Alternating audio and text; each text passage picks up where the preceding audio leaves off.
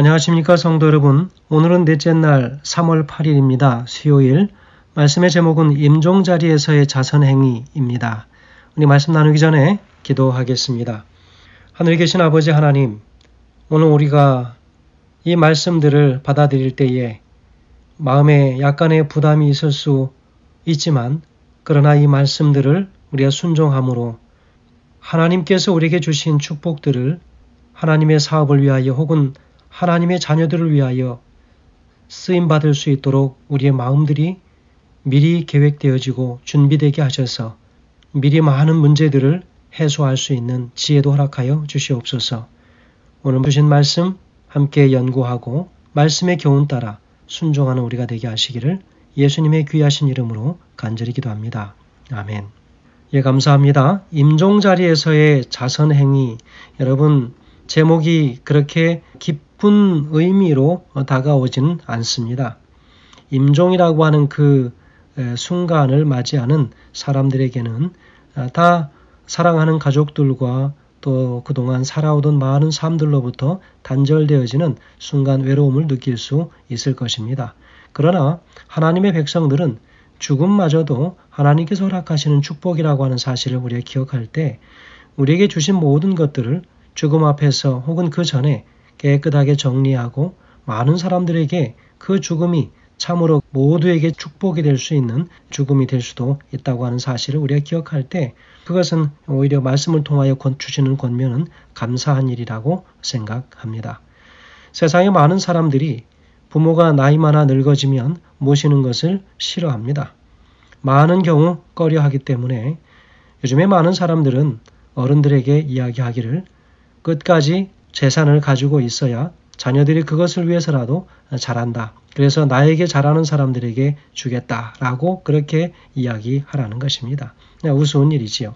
그러나 한편으로 보면 사회에 심각한 문제가 있음을 우리가 볼 수 있겠습니다.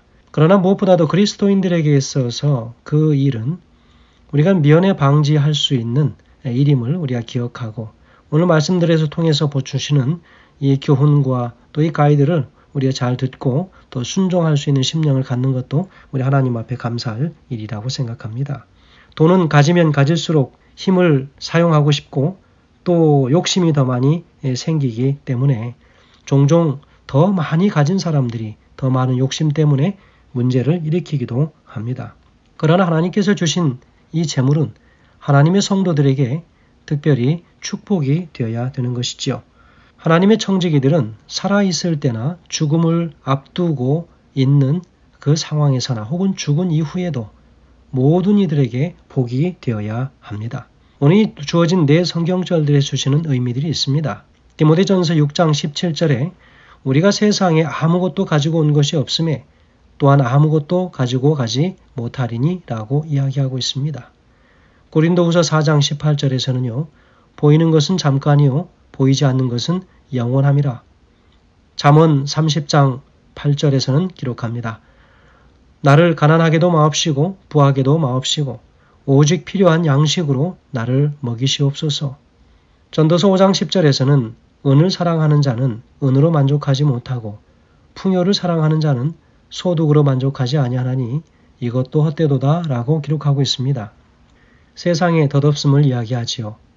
가지고 있는 세상의 재물은 한계가 있다고 하는 것을 이야기합니다. 참으로 정직한 것은 가지고 온 것이 없으니 가져갈 것이 없다고 하는 이야기지요. 나를 가난하게도 마옵시고 라고도 이야기합니다. 부하게도 마옵시고 모든 것을 적절하게 욕심을 내지 않고 살 수 있도록 해달라고 이야기합니다. 대부분의 사람들은 은을 가지면 금을 갖고 싶은 것이지요. 금을 가지면 다이아몬드를 갖고 싶은 것입니다. 작은 집에 살면 좀 더 큰 집에 살고 싶고 좀 더 큰 집에 살면 아주 큰 대궐에서 살고 싶은 마음이 사람의 마음일 것입니다. 그래서 사람이 죽을 때가 되어도 자신이 가진 재물에 대하여 욕심을 놓지 않는 것 같습니다. 미리 준비하지 못해서 죽을 때에 그 임종을 기다리고 있는 많은 그 유족들에게 서로의 갈등과 그 눈치들을 보아야 하는 것이죠. 무엇 때문에 그럴까요? 그분의 죽음이 안타까워서가 아니라 바로 그 재물 때문에 그런 것이지요. 오늘 여기 주어진 이런 여러 상황들을 통해서 우리가 세 가지를 분명하게 기억해야 할 것이 있습니다. 없어질 세상 재물에 지나친 가치를 부여하지 말아야 할 것입니다. 두 번째는 지나친 부와 빈곤은 하나님을 오히려 멀어지게 한다고 하는 것입니다. 지나치게 가난해도 하나님을 섬기며 살아가는 그 마음의 여유가 없어지는 것입니다. 지나치게 부하여도 하나님을 멀리 하게 됩니다. 자신의 부를 자기가 더 많이 움켜쥐기 위해서 그렇습니다. 돈은 벌면 벌수록 만족이 없다는 것도 우리가 기억해야 합니다. 여러분이 이 세 가지의 원칙을 기억한다면 하나님께서 언제 우리를 부르든 그리고 이 땅에 얼만큼의 삶을 우리가 살든 가진 재물에 관하여 그 이상의 욕심을 갖지 않게 될 것입니다. 교회 증언 5권에는 154페이지에서는 네 가지의 것을 강조하고 있습니다. 나는 많은 사람들이 사업에 바치지 않고 붙들고 있으면서 죽을 때 자선하게 될 것이라고 그들의 양심과 타협하고 있는 것을 보았다. 두 번째는 그러나 임종시로 한정된 자선 행위는 그리스도께서 그분을 따르는 자들에게 요구하시는 바가 아니다. 그것은 살아있는 자들의 이기심에 대한 변명이 될 수 없다. 세 번째, 마지막 순간까지 재산을 굳게 붙들고 있는 자들은 그것을 사업에 바치기보다는 오히려 죽음에 바치게 된다는 것입니다. 네 번째는 사탄은 재물이 창고 속으로 전혀 들어오지 못하도록 방해하기 위하여 활동한다. 재물은 하나님께로 돌아오기 전에 잃기 위하여 활동한다.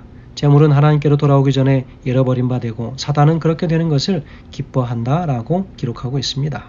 청지기에 보내는 기별 325페이지에서 이야기합니다. 현세의 삶의 거의 마지막 시간까지 미래를 위한 준비를 늦추는 것은 아주 어리석은 일이다.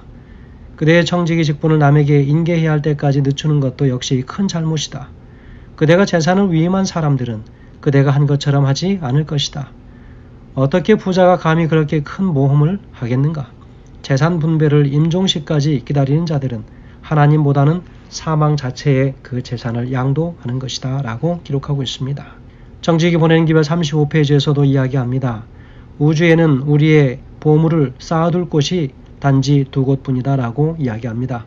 하나님의 창고와 사단의 창고밖에 없다. 그리고 하나님을 위한 봉사에 바쳐지지 않은 모든 것은 사단의 편에 두는 것이며 그것은 사단의 사업을 강화시키는 데 사용된다 라고 이야기하고 있습니다.